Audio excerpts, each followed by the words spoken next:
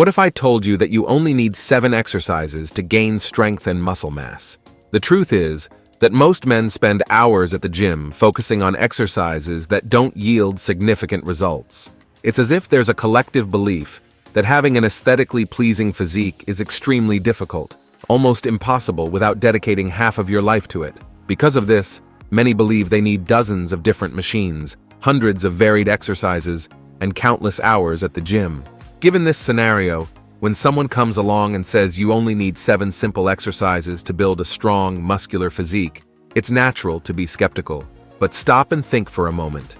The strongest and most muscular men in history didn't have access to modern gyms with sophisticated machines.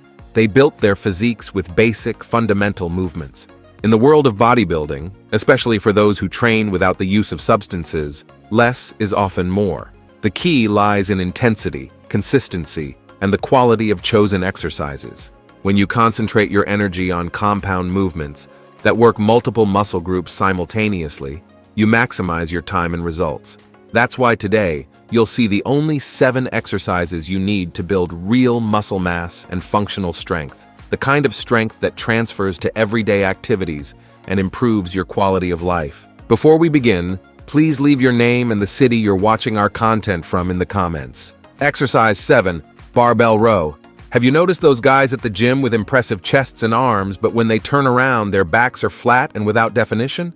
This imbalance not only compromises aesthetics, but also completely undermines the construction of that desired V-shape that everyone aims for. The barbell row is one of the solutions to this problem. This exercise targets practically all the muscles in your back, from the latissimus dorsi, which gives that impressive width, to the middle and lower back muscles such as the trapezius, rhomboids, and spinal erectors. Unlike machines that force you into fixed patterns of movement, the barbell row builds the type of functional strength that transfers to everything from lifting heavy objects to maintaining proper posture as you age. Barbell rows build the kind of back strength and posture that keeps you upright when other men your age are beginning to hunch over. To perform correctly, stand holding a barbell with your hands slightly wider than shoulder width apart. Slightly bend your knees and lean your torso forward, keeping your back straight. Allow the bar to hang with your arms extended. This is your starting position. Now, pull the bar toward your abdomen, imagining that you're trying to touch your navel with the bar. Contract your shoulder blades at the end of the movement and feel your back muscles working. Slowly return to the starting position. A common mistake is using momentum by swinging your body, which reduces the effectiveness of the exercise and increases the risk of injury. Keep your torso stable and use only the strength of your back muscles to pull the bar. Another mistake is not completing the full range of motion. Make sure to fully extend your arms on the way down and pull the bar until it touches your abdomen on the way up. For optimal results, I recommend 3 to 4 sets of 6 to 12 repetitions.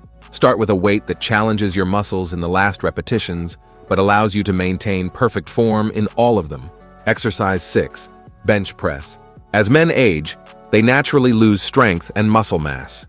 Studies show that we can lose 3 to 5% of our muscle mass every decade after age 30. Fortunately, the bench press has proven excellent for combating this decline, strengthening not only the pectoral muscles but also shoulders and triceps, crucial muscles for upper body strength. While machines isolate specific muscles, the bench press forces your chest, shoulders, and triceps to work together, just as they do in real life. This is exactly the strength you need when pushing a stalled car or moving heavy objects around the house. There are 3 main variations of this exercise that you can incorporate into your workout. The barbell bench press is the most traditional, allowing you to use heavier loads and develop raw strength. The dumbbell bench press, in turn, offers a greater range of motion and works the stabilizing muscles more intensely, while also reducing the risk of muscle imbalances between sides of the body. The machine bench press is great for beginners to learn the movement, or to finish a workout when the muscles are already fatigued. I recommend preferring the dumbbell bench press for the more natural range of motion and lower risk of injury. To perform it correctly, lie on a flat bench with a dumbbell in each hand beside your chest. Your feet should be firmly planted on the floor for stability. Push the dumbbells upward until your arms are completely extended above your chest, with your palms facing forward. Slowly lower the dumbbells to the sides of your chest and repeat. The most common mistakes include excessively arching your back, which can cause lower back injuries, not lowering the dumbbells enough, limiting muscle development, and keeping your elbows too wide, placing excessive stress on your shoulders. For optimal results, I recommend 3 sets of 8 to 12 repetitions. Start with a weight that allows you to complete all repetitions with perfect form and gradually increase as you get stronger. Exercise 5, shoulder press. Shoulders are often neglected or trained as secondary in other exercises, but this is a big mistake. Despite not seeming so, shoulders are large and extremely important muscles. When well developed, they create that desired V silhouette, making the upper body appear wider in contrast to the waist. The shoulder press with a barbell or dumbbells is a compound exercise that works all 3 heads of the deltoid: anterior, lateral, and posterior, with emphasis on the larger anterior deltoid. One of the biggest advantages of this exercise is the ability to use relatively heavy loads, which stimulates not only muscle growth, but also the development of functional strength in the shoulders, something crucial for practically any activity that involves pushing, pulling, or lifting objects overhead.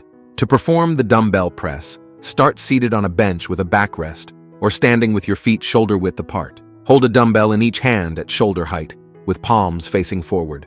Push the dumbbells upward until your arms are completely extended above your head. Slowly lower the dumbbells back to the starting position and repeat. If you opt for the barbell press, the grip position can be from the front. For beginners, I strongly recommend starting with the dumbbell version, which allows a more natural rotation of the wrists and can be less stressful on the shoulder joint. The most common mistakes include using leg momentum, excessively arching your back, and not fully lowering the weights in the eccentric phase. Keep the movement controlled, the core engaged, and respect the full range of motion to maximize results. For optimal development, I recommend 3 sets of 6 to 12 repetitions. Start with a weight that allows you to maintain perfect form in all repetitions and progress gradually. Remember that shoulders are complex and relatively vulnerable joints, so never sacrifice technique for load. Before we continue to exercise 4, don't forget to subscribe to the channel. Having constant access to correct science-based information is what will make you progress in the long term in the world of bodybuilding. Exercise 4, deadlift. Many consider the deadlift the king of exercises, and for good reasons. It works practically all the muscles of the body in a single movement, with special emphasis on the posterior chain muscles, glutes, hamstrings, spinal erectors, and trapezius. But it doesn't stop there. It also recruits the quadriceps, forearms, upper back, and even the core stabilizing muscles. Contrary to what many erroneously believe, the deadlift, when performed correctly, strengthens the spine and connective tissues, making injuries less likely, not more common.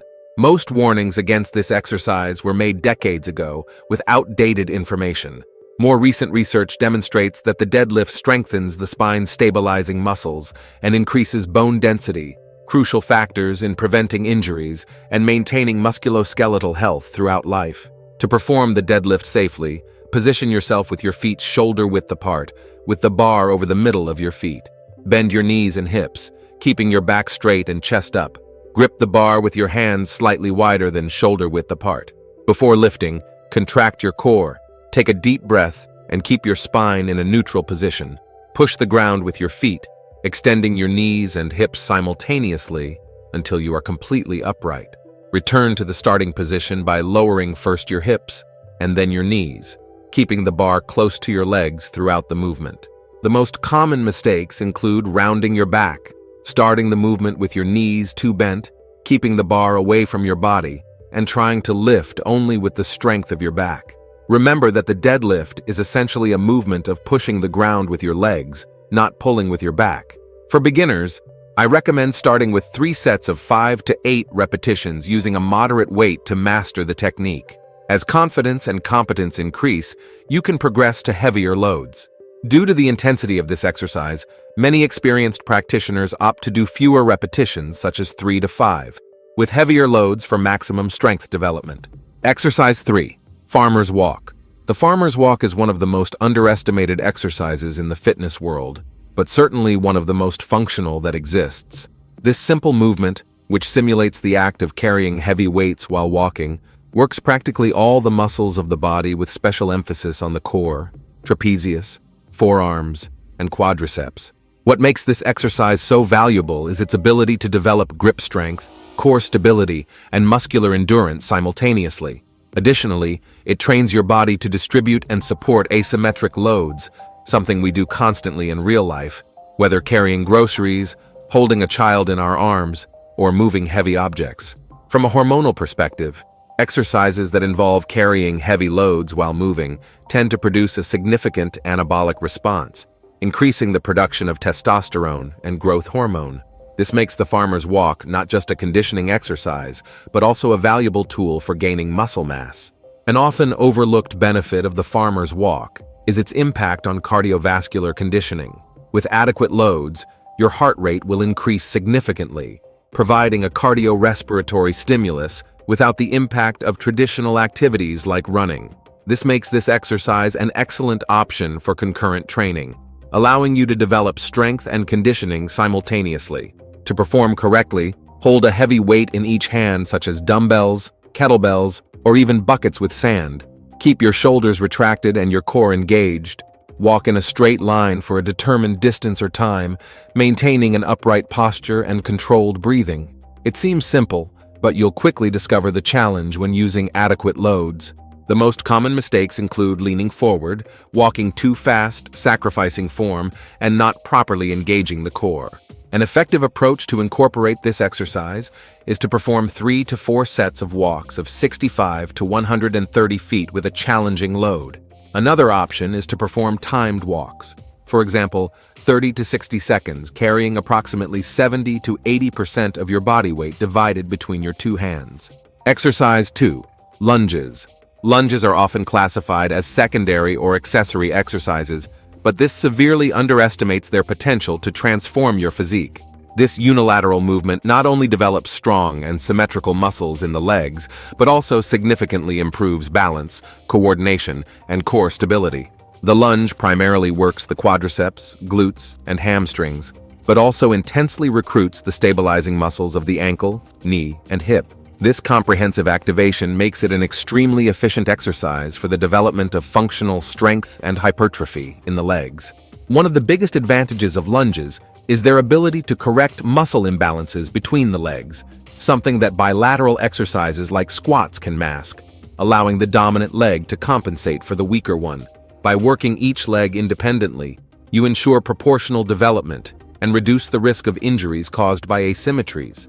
To perform correctly, start standing with your feet together or hip width apart. Take a step forward with one leg and lower your body until both knees form approximately 90-degree angles. The front knee should be aligned with the ankle, never extending past your toes. The back knee should almost touch the ground without hitting it.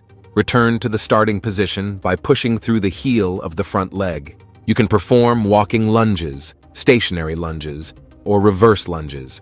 Each variation places slightly different emphasis on the muscles involved, with reverse lunges generally being safer for beginners as they place less stress on the knees. The most common mistakes include not keeping the torso upright, allowing the front knee to extend beyond the foot, not descending enough, and not maintaining proper knee alignment. For optimal results, I recommend 3 to 4 sets of 8 to 12 repetitions per leg. You can start with just body weight and progress to holding dumbbells in your hands or a bar on your back as you get stronger. Exercise 1. Barbell Squat. It's impressive how many men dedicate hours and hours to training arms and chest, but completely neglect the foundation of the body, the legs. This not only creates that unbalanced physical development, huge on top with stick legs, but also severely limits your potential for overall strength and muscle mass gain. The barbell squat is not just another exercise for legs. It primarily works the quadriceps, glutes, and hamstrings, but in reality, it's a movement that involves the entire body, also recruiting the core, back, shoulders, and even the arms as stabilizers. What makes the squat truly special are the powerful anabolic responses it triggers. A study published in the Journal of Strength and Conditioning Research demonstrated that multi-joint exercises involving large muscle groups, such as the squat, produce significantly greater increases in testosterone and growth hormone compared to isolated exercises. These anabolic hormones not only benefit the legs, but boost muscle growth throughout the body. It's like getting a natural boost of gains for every muscle you train. To properly perform the barbell squat, Position the bar comfortably over your trapezius muscles and not on your neck. Your feet should be slightly wider than shoulder width apart, with your toes pointing slightly outward. Keep your chest up, spine in a neutral position, and gaze forward. As you descend, push your hips back as if you were sitting in a chair, keeping your knees aligned with your toes. Descend until your thighs are parallel to the ground. Return to the starting position by pushing through your heels, keeping the weight distributed across the entire sole of your feet. The most common mistakes include rounding your back, letting your knees collapse inward, lifting your heels off the ground, and not achieving sufficient depth. Each of these errors not only reduces the benefits of the exercise, but also significantly increases the risk of injuries. For beginners, I recommend starting with 3 sets of 8 to 12 repetitions using a moderate weight that allows you to maintain perfect form. As technique improves and strength increases, you can experiment with heavier sets of 4 to 6 repetitions for maximum strength development. If you enjoyed this and also want to discover how to increase your testosterone, we're showing right now on screen a video where we explain exactly everything that can increase your testosterone naturally. Thank you for watching this far, and may God bless you, my friend.